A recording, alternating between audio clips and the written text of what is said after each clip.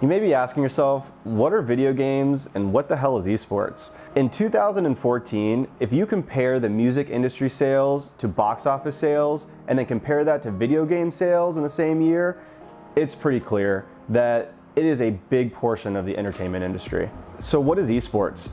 Esports is just like other sports. You have the NBA, you have the NFL, you have baseball. Esports is a subculture within the video game industry. It's people watching the best people in the world play those games. Some of you may doubt that esports is a traditional sport or could be called a sport, but there's absolutely no denying the amount of growth that's happened within the space. There's a lot of games that revolve around esports. There's fighting games like Smash and Street Fighter. There's strategy games like League of Legends and Dota. And League of Legends is the most popular game right now. There's about 27 million daily active users and about 67 million people that play each month. In fact, League of Legends, they host a world championship at the end of each season. And the last World Championship in Season 4, the total viewership for that event was actually higher than the World Series and the NBA Finals in the same year. It all started as a spectator event with just a handful of people watching, and now it's a worldwide phenomenon. We're filling up the Staples Center, and the largest venue in Korea. These professional gamers practice 10 to 12 hours a day. Some of these guys have million-dollar contracts. The dedication is there. They are athletes.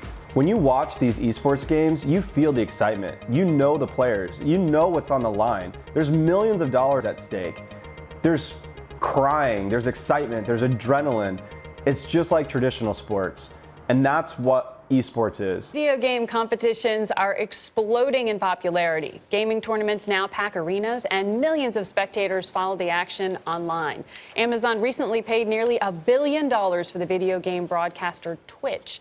Adriana Diaz shows us how one university is even offering athletic scholarships to gamers.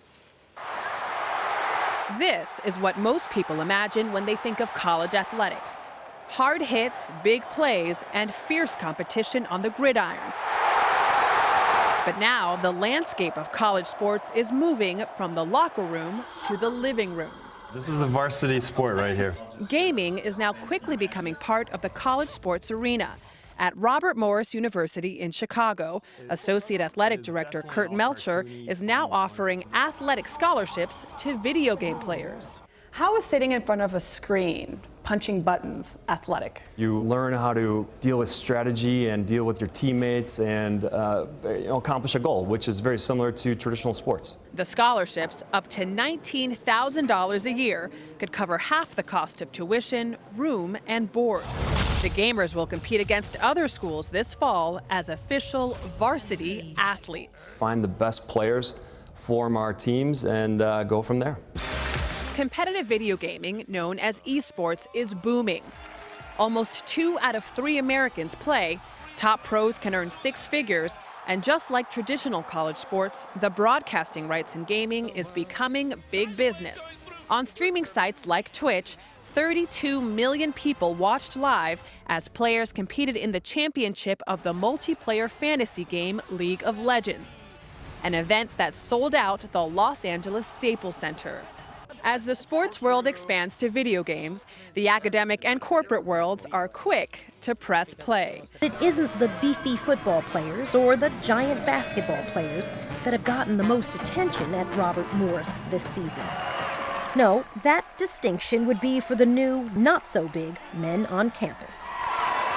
America's first ever college scholarship team for, brace yourselves, video games. We were able to recruit some very, very good players. Some of our top players are rated in the 0.02% of all players in North America. Yes, athletic scholarships for video gamers. It's just the latest signal that so-called esports have arrived. players. All the time people are like, oh, no one wants to watch anyone play video games. That's so boring. League of Legends, I think there was about 18,000 people in the stadium live, and then 32 million watched the final. Wow. This is what kids are doing. This is what people want to see. And in South Korea, e-gaming is virtually a national sport. They do watch it there. They have a dedicated TV channel for it. The people who play the games are bigger than, like YouTube. They're bigger than One Direction. They are screamed at. They have girls come after them. It's huge. It's absolutely like being a rock star. Yeah, it's basically unstoppable. I mean, you might question it now, but unfortunately, in 10 years' time, we're all going to be watching it in one way or another. I know you don't. The surprising power behind esports isn't the huge numbers of people who play them. It's the huge numbers of people who watch people playing games. Up to 40% of people who watch don't actually play themselves, preferring to clock up something like 16 billion minutes watching others play on platforms such as Twitch. In the 6 years since it was created, League of Legends was able to fill a stadium with 40,000 people, but there were 27 million more tuning in live from home. That's more than the audience of that same year's NBA Finals.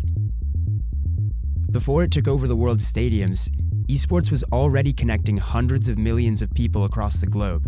But it is about community, and it does bring people together. In the same way you'd watch a football match, you can hear the crowd, everyone's cheering the team on, you make friends, these are people you talk to, you play with online. It's all about community. It's being part of something that you're incredibly passionate about. They're losing to a team that is playing so remarkably well. Huge, 28-3, 22 minutes in, the quickest in this series. He goes down and across the map. They will go to the World Championships as the #1 seed. He's gonna let it go! With hundreds of millions of hardcore gamers and thousands of global tournaments each year, computer games are well on their way to becoming the world's biggest sports. This is the computer game that we are all gathered here to watch. And at the center of everything is a whole new breed of celebrity, the eSports superstar. I guess essentially I'm a 21-year-old who's a millionaire through gaming. Yo, I'll take it.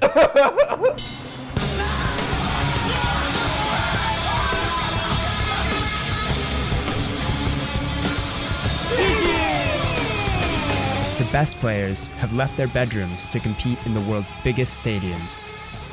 Offered up athletic visas and sports scholarships, athletes play for up to 18 hours a day in dedicated gaming houses, always under the watchful eyes of their agents and coaches. For those who work hard and keep their heads together, real fame and wealth await, with cash prizes going into the millions.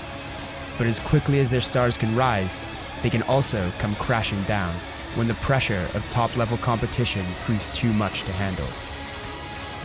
With the screaming fans, the huge cash prizes, and above all, the glory, the pressure has never been this great. Welcome to the world of esports.